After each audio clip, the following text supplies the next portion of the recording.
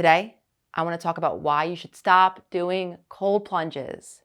But before I go into that, I do want to say that cold plunges do have their benefits. Cold can actually help us get back into our bodies, and it can even stop panic attacks and other intense emotions, especially when we're using cold on small parts of our body, like a face plunge, or we're putting our face in cold water, or even an ice pack on the back of our neck. Cold plunges work best for people with a wide window of tolerance in their nervous system, which just simply means that the nervous system is healthy and flexible, that you can experience a large range of stress and you can recover quickly. But the reality is that many of us are stuck in sympathetic overdrive. Sympathetic overdrive is when your body's stress response gets stuck in an on position. And you can think of it like your nervous system gas pedal being slammed down constantly.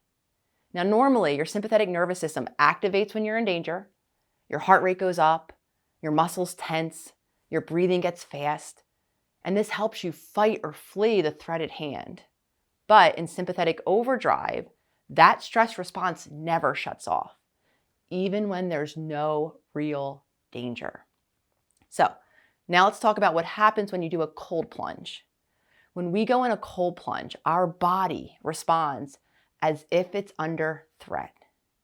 Cortisol spikes, our body's stress hormone, as does adrenaline. It races through our body, priming our body for action.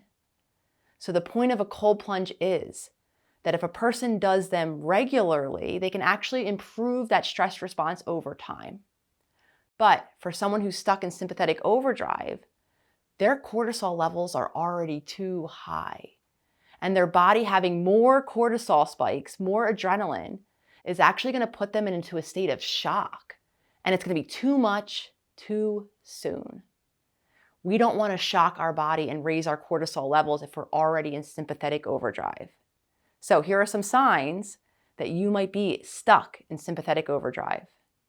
One sign is you have racing thoughts, or you experience anxiety or even panic attacks on a regular basis. Another sign is you have trouble sleeping, whether it's trouble falling asleep, staying asleep, you wake up and you don't feel rested. Another sign of sympathetic overdrive is your heart rate is rapid, it's beating out of your chest. You might even notice shallow breathing. Another sign of sympathetic overdrive is your muscles are tense or sore. Some more signs is you might feel on edge, easily overwhelmed. Maybe you notice tightness in your body, often your jaw and your shoulders. A lot of us as a sign of sympathetic overdrive experience digestive issues. And sometimes we feel on the verge of tears, sometimes all the time.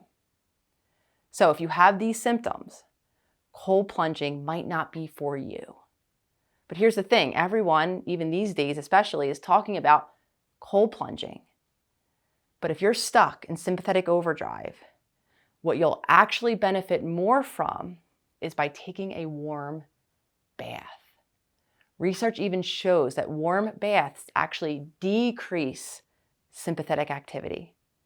Unlike a cold plunge, warm water actually brings us directly into a parasympathetic state. So like a sympathetic state is the gas pedal, we can think of the parasympathetic state as the brake, slowing us down, calming us down, decreasing our cortisol and our adrenaline. So in a warm bath, you won't have those cortisol spikes and you'll end up feeling calmer quicker. Now, this research does show that the key here is to do these on as consistent and as regular of a basis as possible. So maybe make warm baths part of your nighttime routine. And for an added benefit, don't forget to add in Epsom salt. Magnesium, which is what Epsom salt is, can be absorbed through our skin. And it actually helps our nervous system repair itself. Adding Epsom salt in warm water will increase our skin's ability to absorb the magnesium and will increase our blood flow to distribute it then throughout our body. Now, another thing about warm water is we want to remember that all of us were born in a womb where we were quite literally floating in warm water.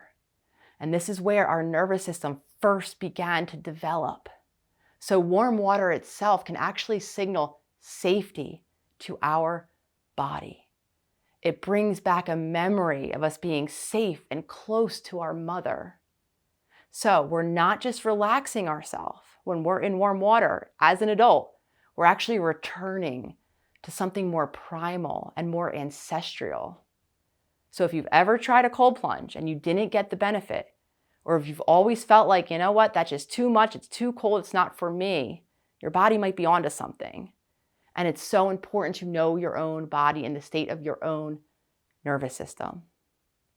As always, I would love to hear from you. Those of you who have tried warm baths or who might try a warm bath after listening to this, notice and let me know in the comments below how much different you feel.